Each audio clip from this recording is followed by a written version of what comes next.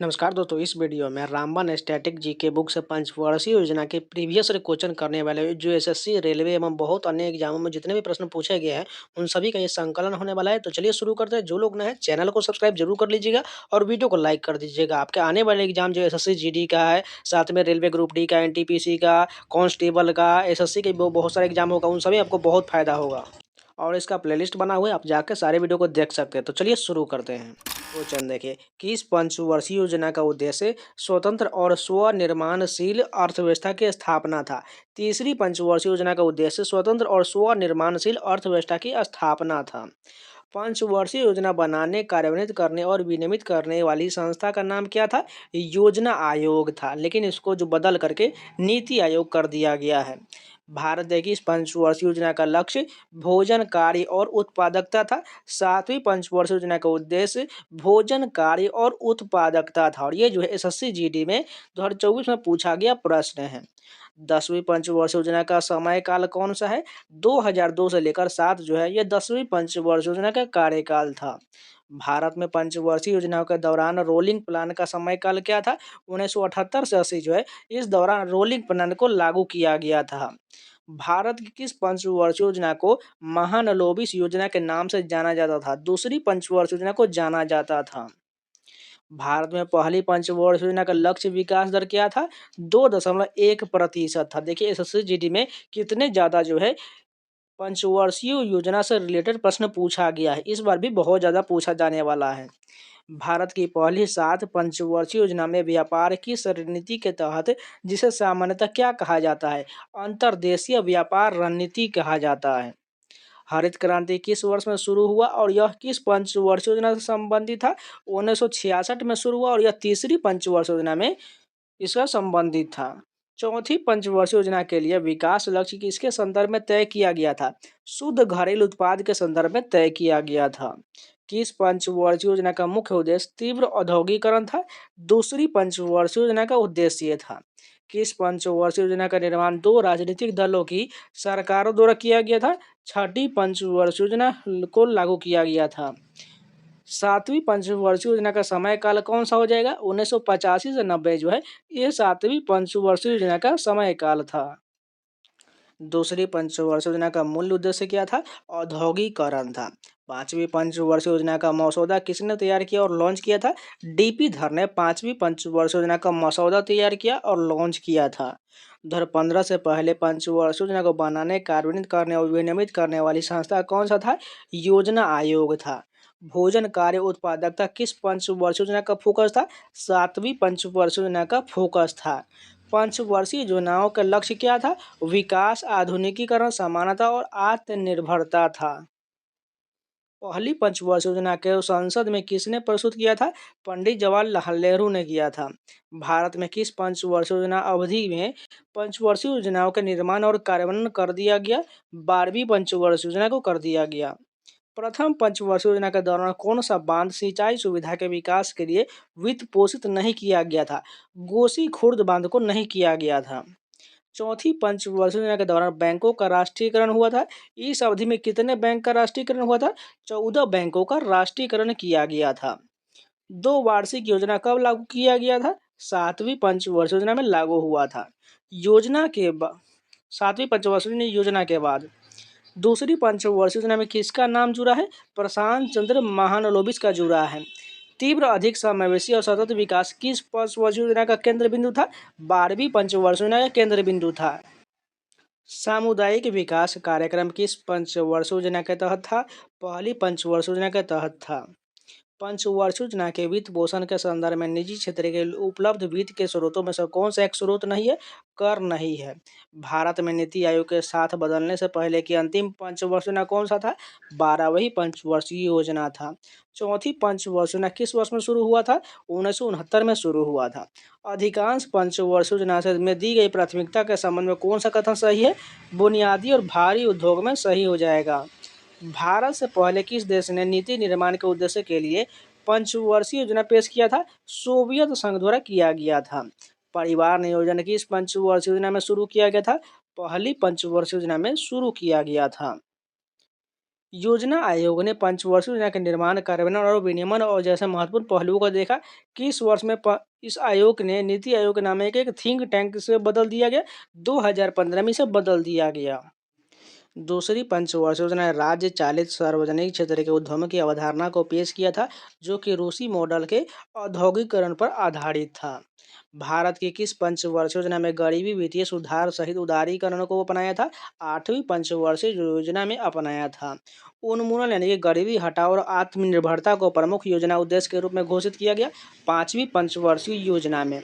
भारत ने किस पंचवर्षीय योजना से पहले संरचनात्मक समायोजन नीति पेश किया था? आठवीं पंचवर्षीय योजना में पेश किया था। दूसरी पंचवर्षीय योजना के दौरान विदेशी सहयोग से कितने एकीकृत इस्पात संयंत्र स्थापित किया गया था? 3 को स्थापित किया गया था। किस पंचवर्षीय योजना में उद्धृत किया गया था? वर्तमान परिस्थिति में आर्थिक और सामाजिक परिवर्तन लाने और इच्छित गरीबी और आय धन अवसर में असमानताओं के तथ्य से आता है, जो प्रथम पंचवर्षीय योजना में शुरू हुआ था।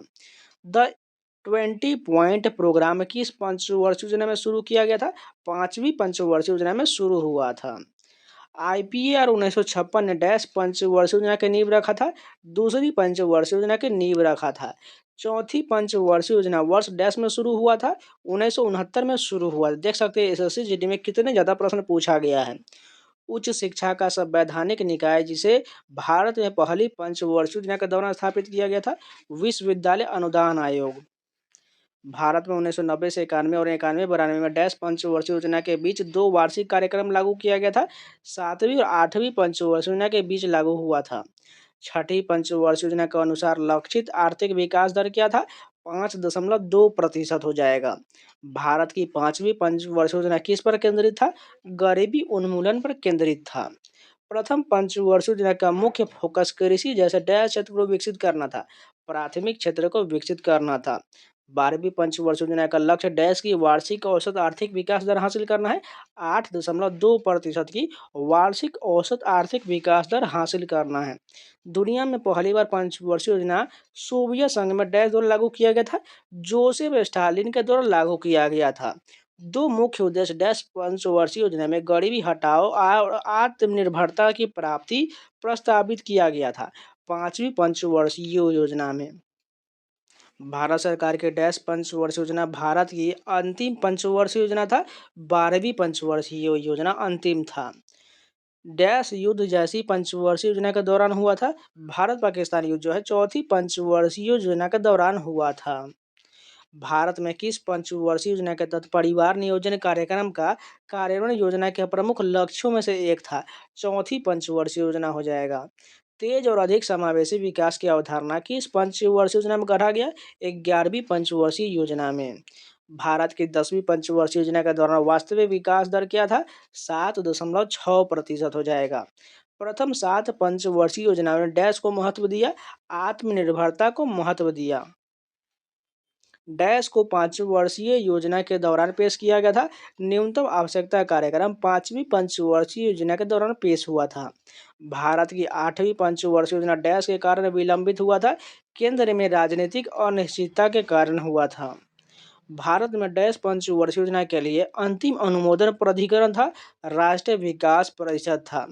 प्रथम पंचवर्षीय योजना की अवधि डैश के बीच था? 1951 से 56 तक था। तीसरी पंचवर्षीय योजना का मुख्य उद्देश्य भारत को डैश बनाना था, आत्मनिर्भर बनाना था। सार्वजनिक क्षेत्र पर डैश का फोकस था और देश से तेजी से औद्योगिकरण लाने की योजना बनाया गया था।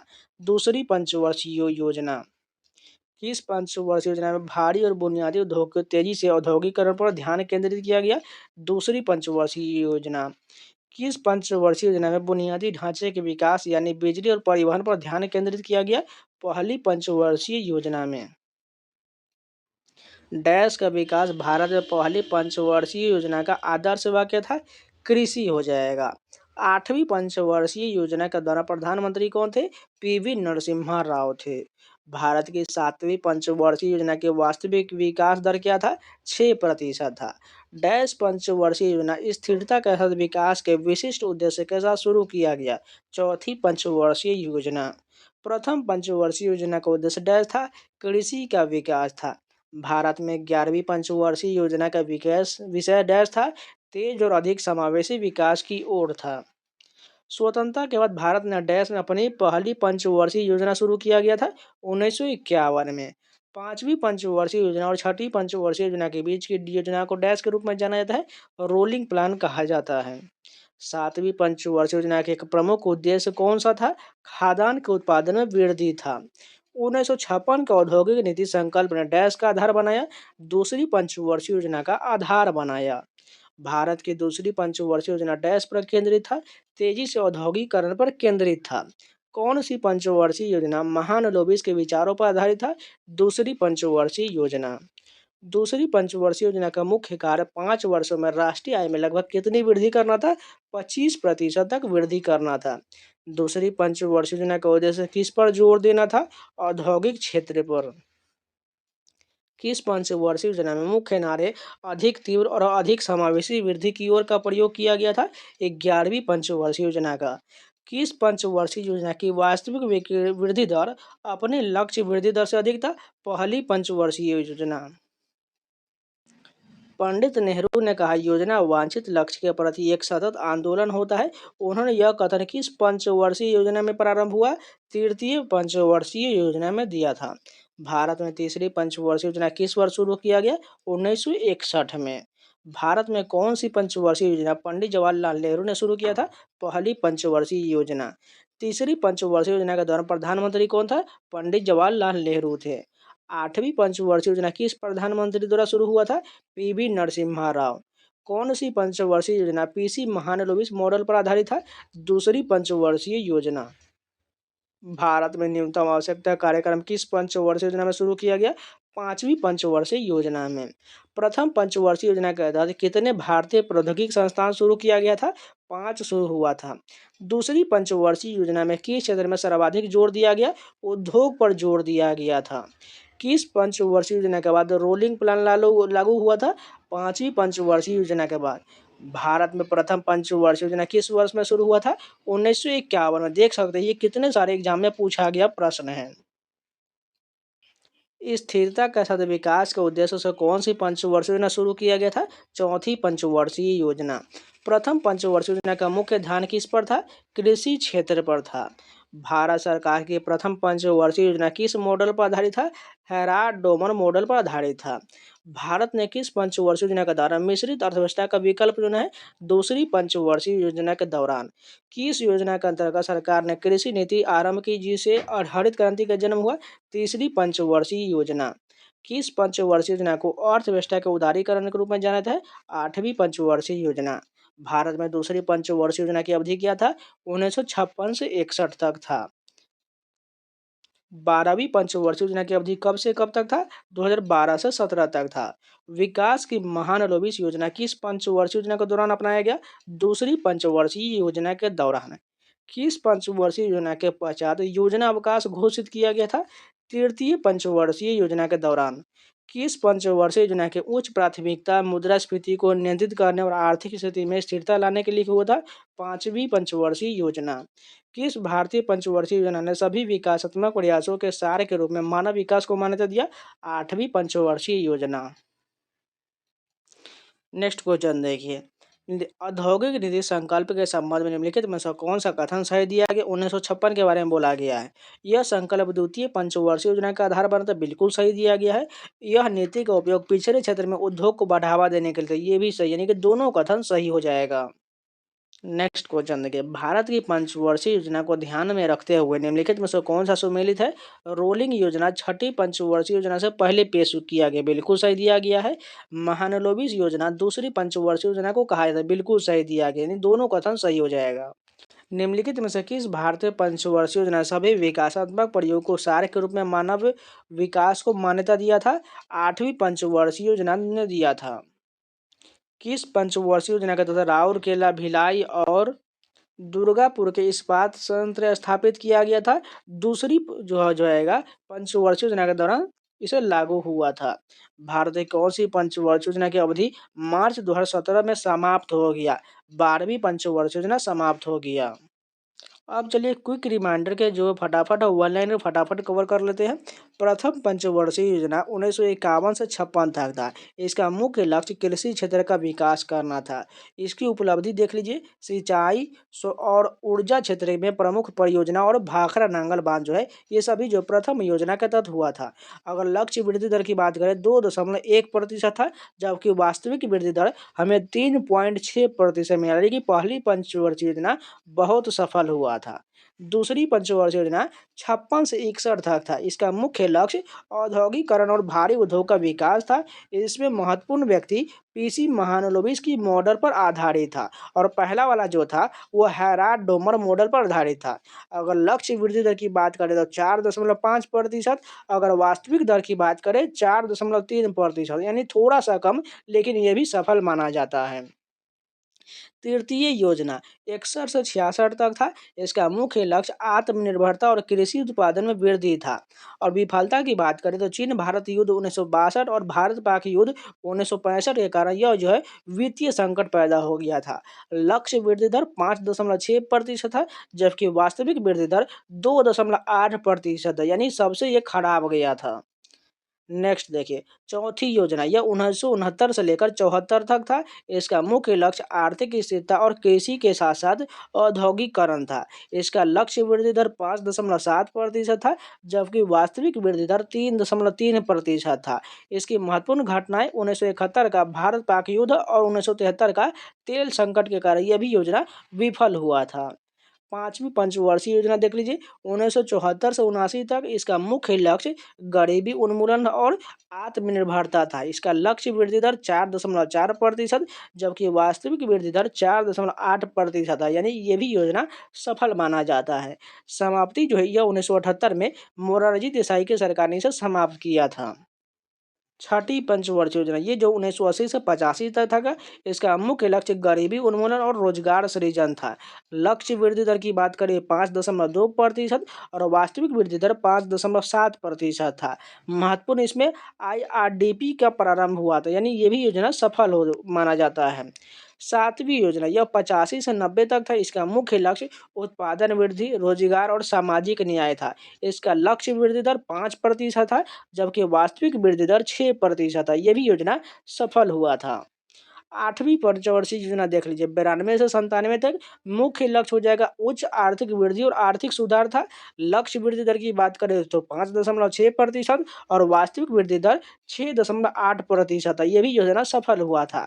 इसका महत्वपूर्ण जो उदारीकरण, निजीकरण और वैश्वीकरण, यानी कि LPG इसमें जो लागू हुआ था 8वीं पंचवर्षीय योजना के दौरान। नौवीं योजना देखिए 97 से 2002 के बीच। इसका मुख्य लक्ष्य सामाजिक और क्षेत्रीय समानताओं को कम करना था, और लक्ष्य वृद्धि दर 6.5%, जबकि वास्तविक वृद्धि दर 5.4% था। ये योजना असफल हो गया था। 10वीं योजना देखिए 2002 से 7 तक। मुख्य लक्ष्य रोजगार सृजन और गरीबी उन्मूलन था। लक्ष्य वृद्धि दर 8% था, जबकि वास्तविक वृद्धि दर 7.6% था। 11वीं योजना देखिए 2007 से लेकर 2012 तक। इसका मुख्य लक्ष्य समावेशी विकास था। लक्ष्य वृद्धि दर 9% था, जबकि वास्तविक वृद्धि दर 8% था। 12वीं योजना देखिए 2012 से 17 तक था। इसका मुख्य लक्ष्य तेज और समावेशी विकास था। लक्ष्य वृद्धि दर 8%, जबकि वास्तविक विकास दर 7.5% था। अब चलिए छोटा एक टॉपिक वो भी कवर करते चलते हैं, क्योंकि शॉर्ट वीडियो हो गया है। बंदरगाह के भी प्रश्न कवर कर लेते हैं। देखिए पूरे राज्य में, अपने पूरे देश में कितने बंदरगाह हैं और कितने इंपॉर्टेंट प्रश्न पूछे जाते हैं वो भी देख लेते हैं। फर्स्ट क्वेश्चन देखिए, बधावन बंदरगाह ये कहाँ स्थित है? यह महाराष्ट्र में है। भारत के प्राकृतिक बंदरगाह का चयन करें। मुंबई बंदरगाह जो है प्राकृतिक बंदरगाह है। कोझिकोड बंदरगाह कहाँ स्थित है? केरल में है। प्राचीन समुद्री बंदरगाह मुजरिस किस भारतीय राज्य में है? केरल में स्थित है। दीनदयाल बंदरगाह गुजरात के कांडला में स्थित एक डैश बंदरगाह है, टाइडल बंदरगाह है।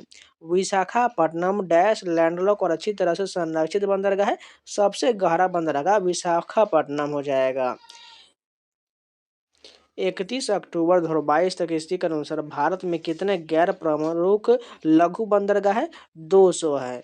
अक्टूबर 2022 तक भारत का सबसे बड़ा कंटेनर पोर्ट कौन सा है? जवाहरलाल नेहरू पोर्ट है। ब्रिटिश ईस्ट इंडिया कंपनी द्वारा निर्मित भारत के सबसे पुराने संचालित बंदरगाह का नाम बताइए। कोलकाता बंदरगाह है। जवाहरलाल नेहरू बंदरगाह किस शहर में है? नवी मुंबई में है। जुआरी मुहाने के प्रवेश द्वार पर कौन सा बंदरगाह स्थित है? मोरमुगांव बंदरगाह है। किस बंदरगाह को डायमंड हार्बर के नाम से भी जाना जाता है? कोलकाता बंदरगाह को जाना जाता है। भारत का दक्षिणतम बंदरगाह किस राज्य में है? तमिलनाडु में है। भारत में लगभग कितने प्रमुख बंदरगाह हैं? 13 प्रमुख बंदरगाह हैं। भारत का पहला लौह अयस्क निर्यातक बंदरगाह कहाँ स्थित है? गोवा में स्थित है। कौन सा बंदरगाह स्थल से घिरा हुआ है और सबसे सुरक्षित बंदरगाह है? विशाखापट्टनम है। कांडला बंदरगाह किस राज्य में है? गुजरात में है। श्यामा प्रसाद मुखर्जी बंदरगाह किस स्थान पर है? कोलकाता में है। हजीरा बंदरगाह किस राज्य में स्थित है? गुजरात में है। पूर्वी तट का सबसे पुराना कृत्रिम बंदरगाह कौन सा है? चेन्नई बंदरगाह है। कौन सा पहला बंदरगाह जिसे गुजरात में स्वतंत्रता के बाद विकसित किया गया था? कांडला बंदरगाह है। जवाहरलाल नेहरू पोर्ट ट्रस्ट कहाँ स्थित है? मुंबई में है। किस बंदरगाह शहर को अरब सागर की रानी कहा जाता है? कोच्चि को कहा जाता है। कौन सा बंदरगाह भारत के पूर्वी तट पर स्थित है? पारादीप बंदरगाह है। किस बंदरगाह का नाम परिवर्तित करके दीनदयाल बंदरगाह रख दिया गया है? कांडला बंदरगाह का रख दिया गया है। कोलकाता बंदरगाह किस नदी के किनारे है? हुगली नदी के किनारे है। मोरमुगांव बंदर भारत के किस राज्य में स्थित है? गोवा में है। चटगांव किस देश का बंदरगाह है? बांग्लादेश का है। अंटार्कटिका अभियान किस बंदरगाह से शुरू किया गया था? मोरमुगांव बंदरगाह से शुरू हुआ था। चाबहार बंदरगाह किस देश में है? ईरान में है। निम्नलिखित में से कौन सा प्राचीन बंदरगाह मालाबार तट पर स्थित है? कौन सा है? मुजरिस बंदरगाह है।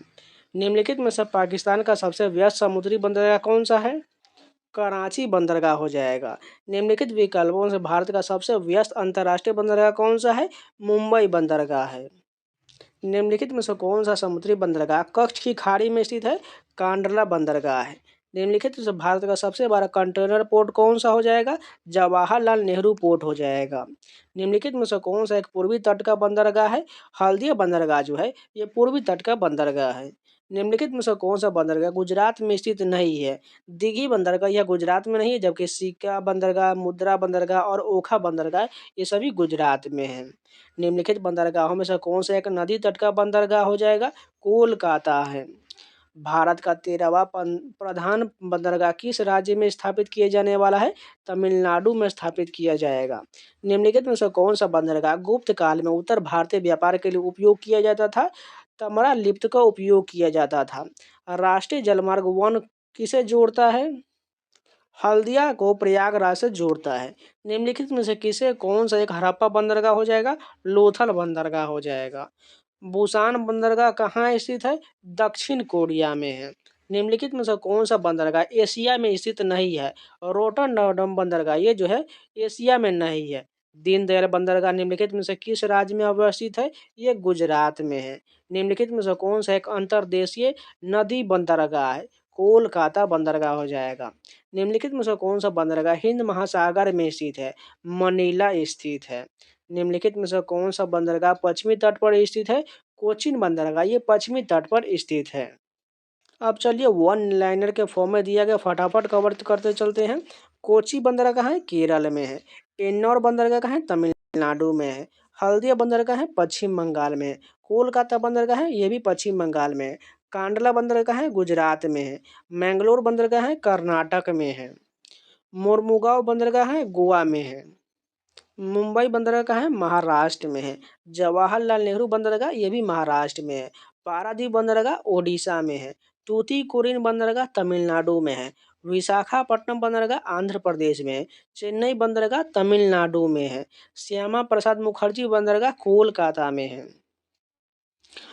तो ये सारे कंप्लीट हो गया। अगर आप लोगों को वीडियो पसंद है तो लाइक ज़रूर कर दीजिएगा, अगर नया है तो चैनल को सब्सक्राइब जरूर कर लीजिएगा और इसका प्लेलिस्ट बना हुआ है, जाके आप लोग प्लेलिस्ट में सारे वीडियो को देख सकते हैं। तो मिलते हैं नए वीडियो के साथ, तब तक के लिए जय हिंद। और एसएससी जीडी वालों के लिए मैंने जीएस का मैराथन वीडियो दे दिया, वो 12 घंटे का वीडियो जो है उसको जरूर देख लीजिएगा, जिसमें मैंने 2018 से लेकर 24 तक जितने भी एग्जाम हुए हैं ऑल टोटल 246 शिफ्ट का 6000 प्लस क्वेश्चन जो प्रीवियस ईयर क्वेश्चन है उसको कवर करा दिया है। उस वीडियो को जरूर देख लीजिएगा। आपका 10 से 15 नंबर मैं आपको कह रहा हूँ श्योर हो जाएगा। 10 से 15 नंबर क्या 20 से 25 नंबर भी आ सकते हैं, उसको जाकर ज़रूर देख लीजिएगा। साथ में मैंने 2 स्टैटिक जीके का वीडियो भी 10-10 घंटे का दिया हुआ है, उसको भी ज़रूर कवर कर लीजिएगा। सब सभी का प्लेलिस्ट बना हुआ है, जाकर ज़रूर देखते रहिएगा। रीजनिंग का भी मैराथन वीडियो लगातार 3 वीडियो दे चुका हूँ 30 घंटे का, उसको ज़रूर कवर कर लीजिएगा। तो चलिए मिलते हैं नए वीडियो के साथ, तब तक के लिए जय हिंद।